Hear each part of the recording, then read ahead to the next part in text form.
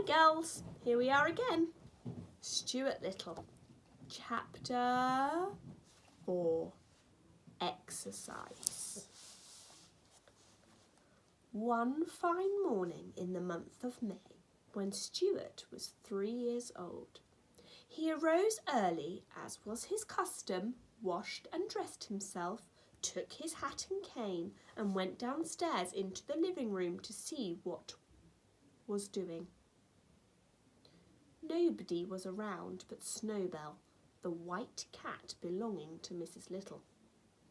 Snowbell was another early riser, and this morning he was lying on the rug in the middle of the room, thinking about the days when he was just a kitten. "Good morning," said Stuart. "Hello," replied Snowbell sharply. "You're up early, aren't you?" Stuart looked at his watch. "Yes," he said. "It's only 5 minutes past 6, but I felt good and I thought I'd come down and get a little exercise."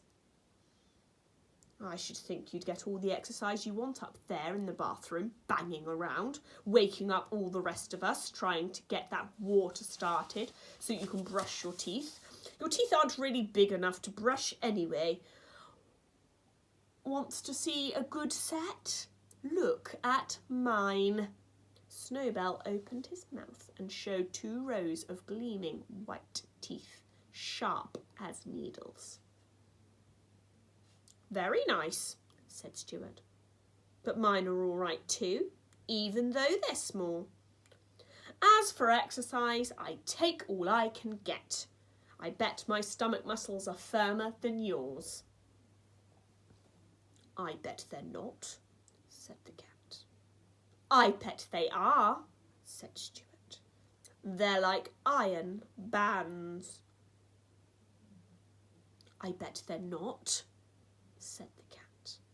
Stuart glanced around the room to see what he could do to prove to Snowbell what good stomach muscles he had. He spied the drawn window shade on the east window with its shade cord and ring like a trapeze, and it gave him an idea.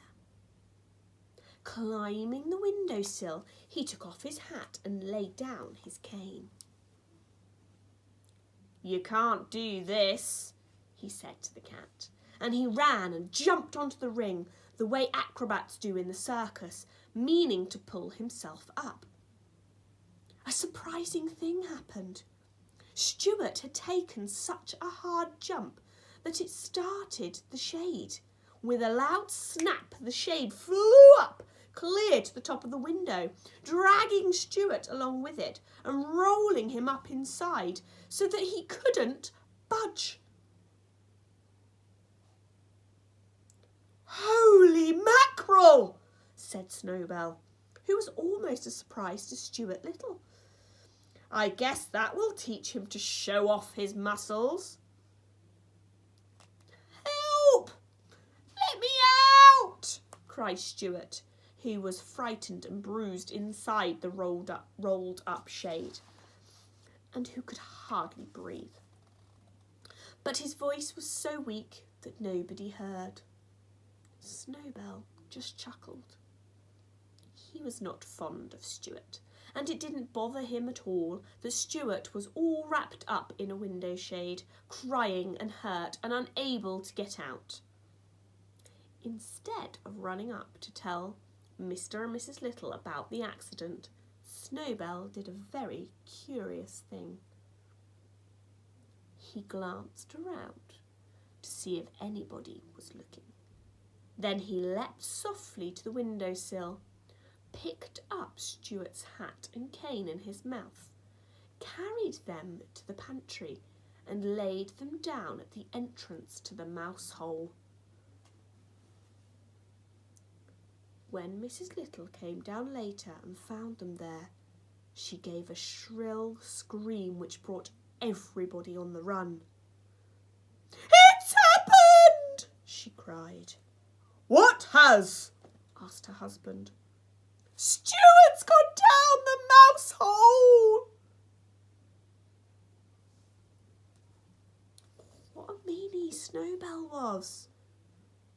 I wonder if the truth will ever be found out, or will Stuart stay wrapped in the blind forevermore? Find out tomorrow.